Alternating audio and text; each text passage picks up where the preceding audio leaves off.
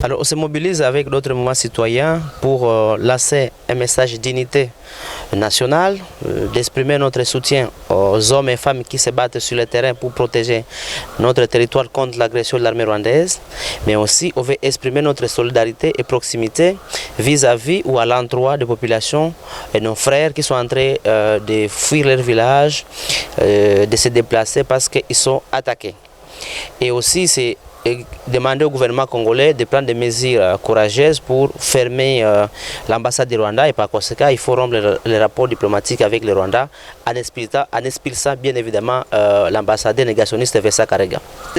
C'est déjà un beau début que le gouvernement ait désigné le Rwanda comme agresseur, ce qui n'était pas le cas par le passé. Et l'autre, c'est le fait qu'on a suspendu quand même des activités économiques, notamment rwandais en RDC, ça c'est aussi à souligner. Et l'autre, c'est la convocation de l'ambassadeur, mais on ne voudrait pas seulement qu'on les convoque, il faut qu'on l'expulse parce qu'il n'est pas digne de rester au Congo et surtout que ce pays est un agresseur. Je ne vois pas, moi aujourd'hui, l'ambassadeur risque d'être toujours à Kiev alors que la Russie attaque l'Ukraine. Donc on doit être dans une position de la guerre et nous les jeunes, nous sommes déterminés à soutenir les FARDC, à soutenir le Congo et j'ai vu beaucoup de jeunes dire qu'ils sont prêts à arborer la tenue militaire, à aller défendre la nation. Que les jeunes soient mobilisés, il faut qu'on soit en alerte maximale. Le pays est attaqué et lorsqu'un pays est attaqué, tout citoyen doit les protéger. Et c'est la Constitution qui le dit, nous devons absolument défendre notre pays.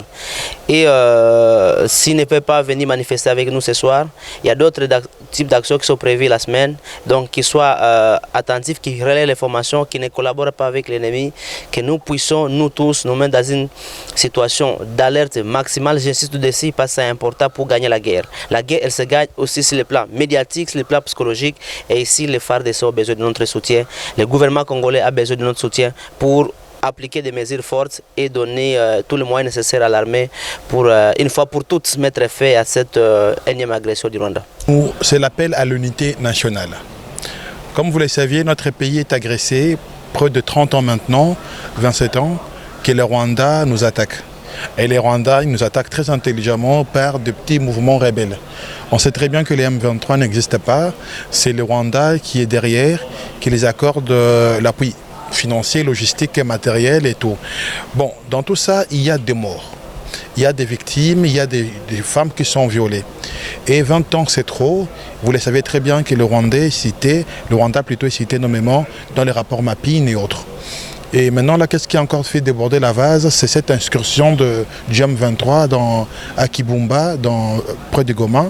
Donc maintenant, nous appelons au gouvernement congolais d'avoir ses responsabilités en main. Ça veut dire on ne peut pas avoir de relations politiques et diplomatiques avec un pays qui nous agresse. On donne la rupture de relations diplomatiques et politiques et économiques avec les Rwandais. Au-delà de cette histoire de Rwandais, il faut aller plus loin. On doit couper toutes les relations avec les Rwandais. C'est ce que nous appelons au gouvernement congolais. Et donc on apporte notre soutien au FRDC.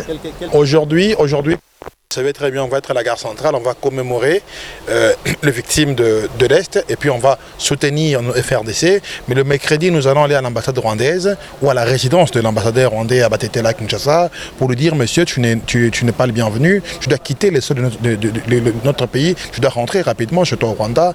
Donc vous devez le savoir, que Karega, c'est quelqu'un qui a fait beaucoup de mal déjà à des opposants rwandais en Afrique du Sud. Et puis on a envoyé ces bandits ici au Congo et ils continuent à nous insulter et à répugner le massacre des Kassika et autres. Donc on ne veut pas de lui. Et plus tard, on va continuer des accords parce qu'on va demander aussi également au gouvernement congolais d'arrêter de négocier avec des rebelles en Nairobi. Donc il y a beaucoup d'actions qui vont suivre plus tard. Nous allons communiquer ce soir après l'action d'aujourd'hui. Lançons un message à la prise de conscience, puisque si aujourd'hui l'Est est attaqué, l'ennemi ne s'arrêtera pas à l'Est, il va tenter de foncer pour arriver peut-être à Kinshasa. Et lorsque Kinshasa sera attaqué, ça sera le désastre. Or, nous n'avions que les Congo et nous devons indubitablement les défendre, peu importe les prix à payer. Vous avez notre soutien et nous compatissons ensemble. Nous vous disons et nous vous promettons que la guerre prendra bientôt fin et vous allez vivre paisiblement pour des générations futures.